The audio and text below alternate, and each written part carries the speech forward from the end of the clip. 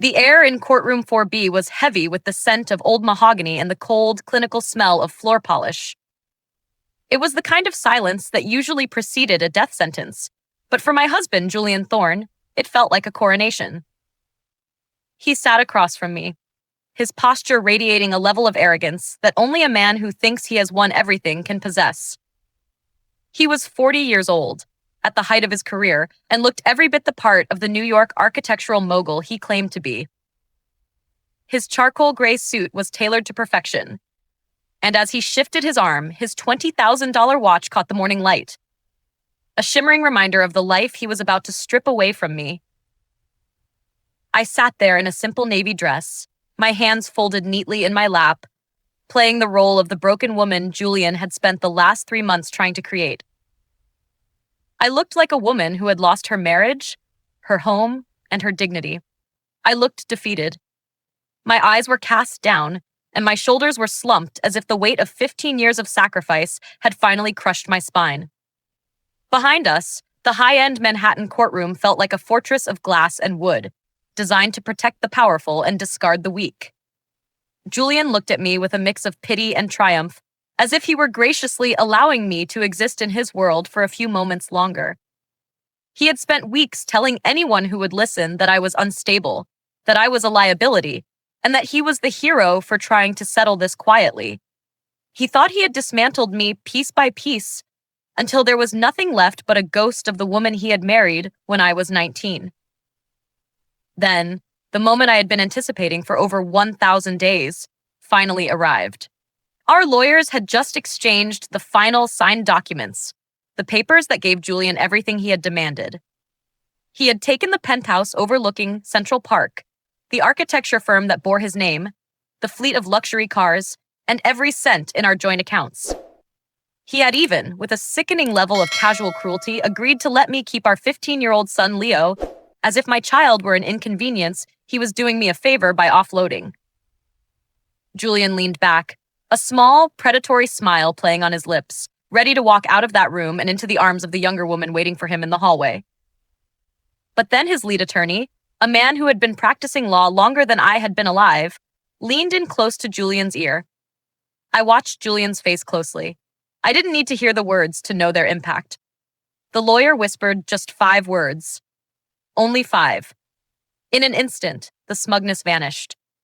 Julian's face, usually tan and radiant with confidence, went completely ash white. His jaw did not just drop.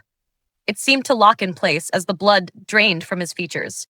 His hands, which had been resting casually on the table, began to tremble with a violence that made the papers beneath them rustle like dry leaves in a storm. He looked at the lawyer, then back at the document he had just signed so eagerly, his eyes darting across the pages as if searching for a trap that had already closed around his throat. He looked at me, and for the first time in a decade, I saw raw, unadulterated terror in his eyes. My name is Claire Sterling. I am 34 years old, and for 15 years, I was the silent partner in a marriage that everyone thought was a fairy tale. I met Julian when I was 19, a motivated girl who graduated high school early, not because I was a genius, but because I was desperate to build something of my own. I worked my way up from a file clerk to a legal assistant, learning how to read the fine print that men like Julian usually ignore. When his business took off, I became his everything. I was the bookkeeper, the manager, the coordinator, and the mother to his son, all while he collected the awards and the accolades. I was the invisible foundation of the Thorne Group, the one who kept the structure standing while he decorated the facade. For 15 years, I poured my soul into his dream, only to have him drop a bomb on a random Tuesday evening and tell me he wanted a divorce because he wanted a new life with a 27-year-old girl who made him feel powerful. But what Julian did not know, what no one in that room knew, was that I had found the truth 3 years ago. I had found the rot at the center of his empire. I had watched him take out loan after loan, mortgage after mortgage, digging a hole so deep that the sunlight couldn't reach the bottom. I had seen the secret crypto losses and the gambling debts that had turned our beautiful life into a house of cards on fire. And instead of screaming, instead of confronting him, I did something much more dangerous. I waited. I stayed. I smiled at the dinner parties and I meal prepped his favorite lunches while I documented every single dollar he stole from our future. I played the longest, most patient game of my life, waiting for the exact moment his ego would become his executioner.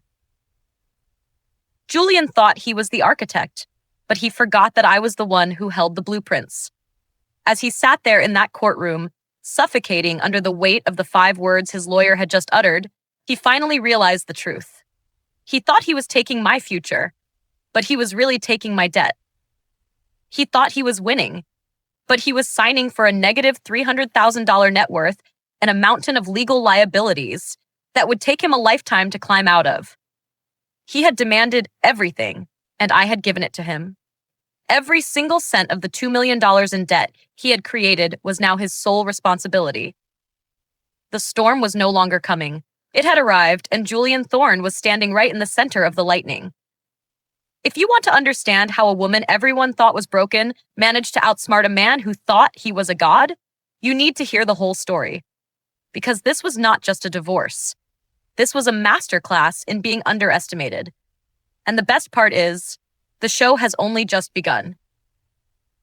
To understand the calculated coldness in that courtroom, you have to understand the heat of the fire. I spent 15 years building for a man who eventually used it to burn me alive. I was 18 years old when I first met Julian Thorne.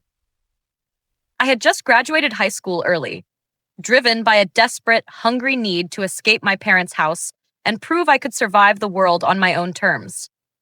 I was working as a file clerk at a law firm, earning minimum wage and enduring maximum paper cuts. But I was proud.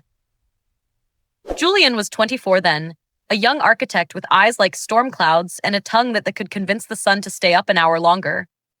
He talked about building a real estate empire as if the blueprints were already etched into his soul. I believed in his vision. I believed in him. We were married when I was 19, and by the time I was 20, our son Leo was in our arms.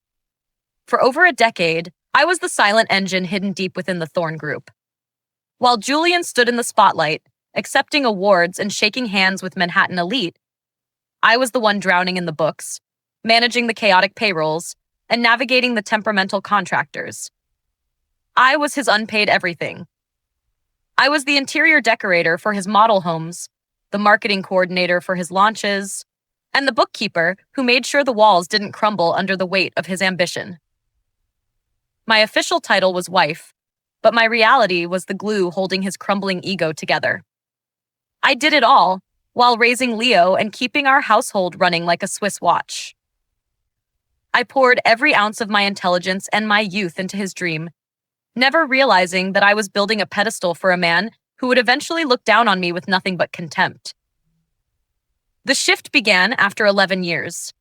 It was subtle at first, like a slow leak in a basement. Julian became cold, his touch clinical, his words sharpened into tiny daggers.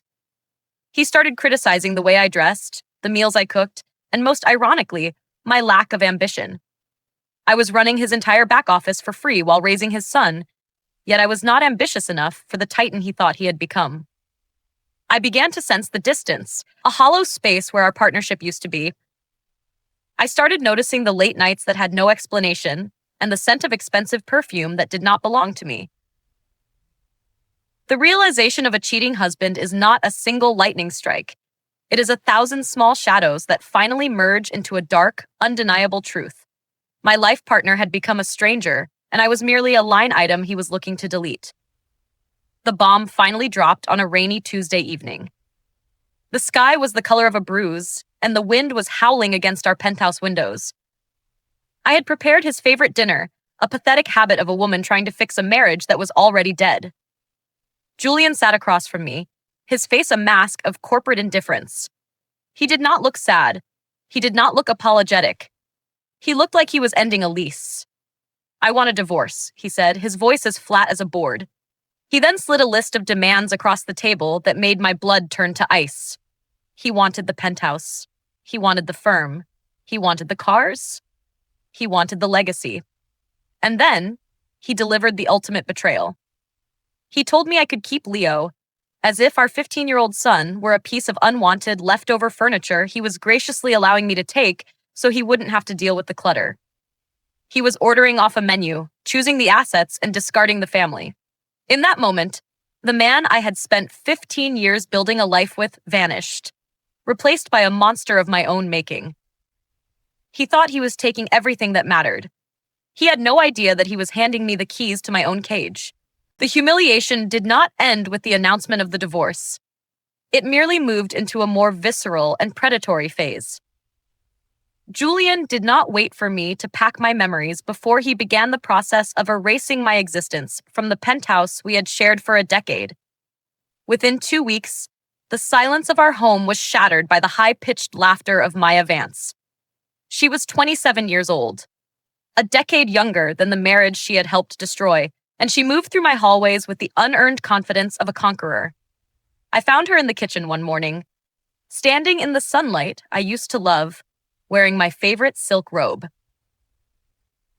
It was a deep emerald piece Julian had given me for our 10th anniversary, and seeing it draped over her shoulders made my stomach turn with a nausea that was almost physical.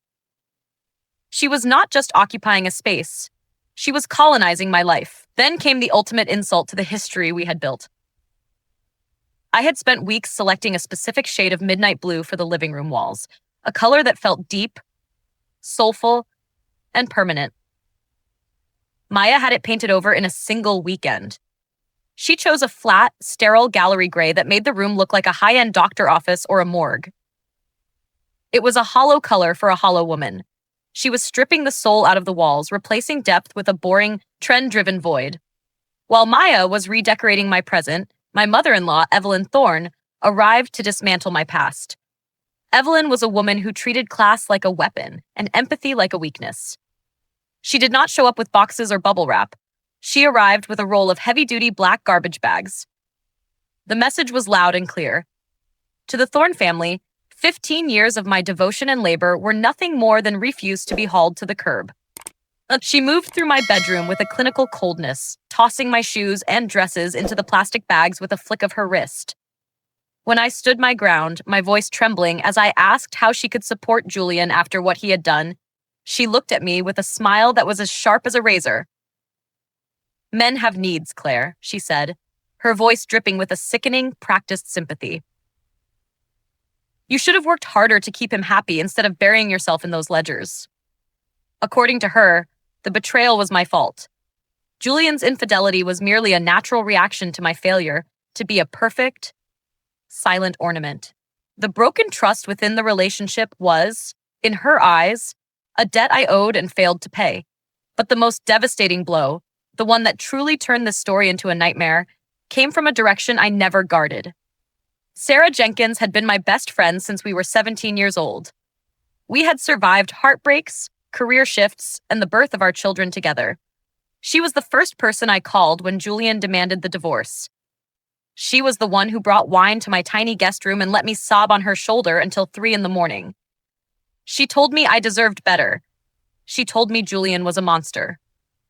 But then, the inconsistencies began to surface. Julian seemed to know about my private legal consultations before I even sat down with a lawyer. He knew exactly which bank accounts I was investigating and which apartments I was viewing in secret.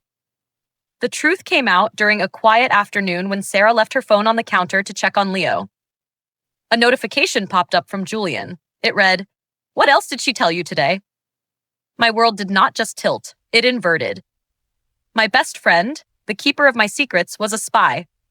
She had been feeding Julian every vulnerability, every fear, and every legal strategy I had shared in confidence.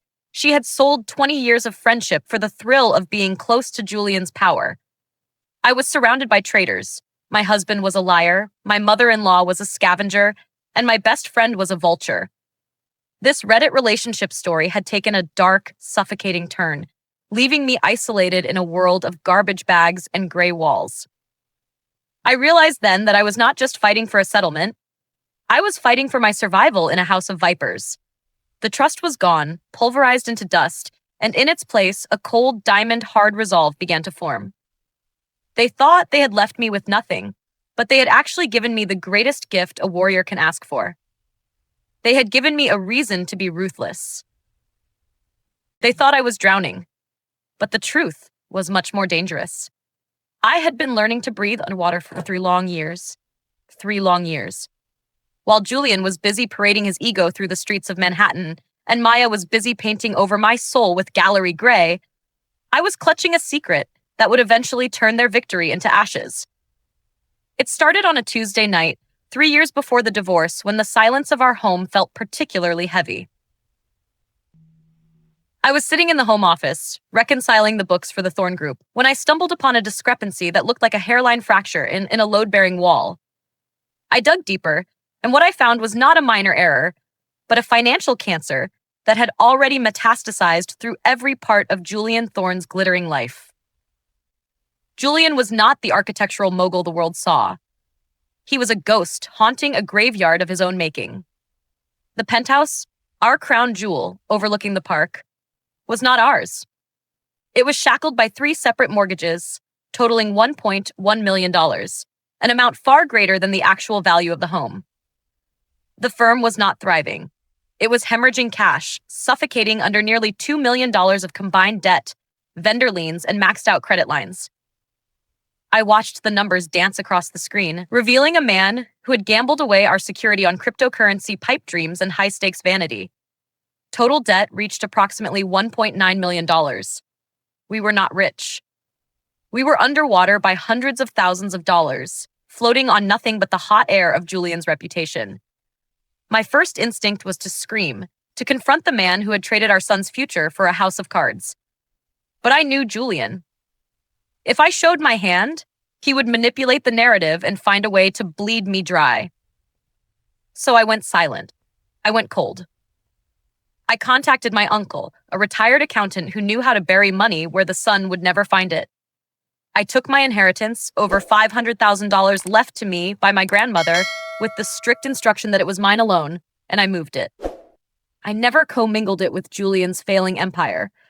Instead, I tucked it into an untouchable, irrevocable trust for Leo. It was a shield forged in secret, ensuring my son would have a life long after his father's pride burned to the ground.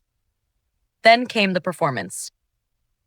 For the next 3 years, I played the role of the dutiful, unsuspecting wife. I smiled at the galas while knowing that champagne was bought with borrowed money. When the divorce finally arrived, I donned my mask of the broken woman. I walked into mediation with trembling hands and a voice that cracked on cue. I told the lawyers I was too exhausted to fight. I told Julian I just wanted enough to start over. I requested a tiny, pathetic settlement of $50,000 and my personal belongings. Julian looked at me with a mix of pity and absolute triumph. He saw a wounded animal surrendering her territory. He eagerly agreed to keep the penthouse, the firm, and the cars, laughing internally because he thought he was stripping me of every asset we owned. He was a king of nothing. By letting him win the assets, I was legally ensuring he won the liabilities. Every mortgage, every debt, every burning coal of his financial ruin was now his and his alone. I handled my cheating husband by giving him exactly what he demanded: a throne made of debt and a crown of thorns. I sat across from him, looking like I was losing everything, while in reality, I was walking away clean, rich in secret, and finally free of the rot. Julian Thorne thought he was taking my world. He had no idea he was actually taking the bill for a life he could no longer afford to live. In the dark, silent chambers of my heart, the long game was over, and the architect of his own destruction had just signed his name on the dotted line. The air in the courtroom on that final morning was thin and sharp like a winter frost. Julian sat across from me one last time, his confidence radiating off him in waves that felt suffocating. He checked his $20,000 watch with an exaggerated sigh of boredom. While in the hallway, I could see the silhouette of Maya Vance pacing impatiently. She was the fire under his seat, her demands for a fresh start and a luxury lifestyle pushing him to end this marriage as quickly as possible.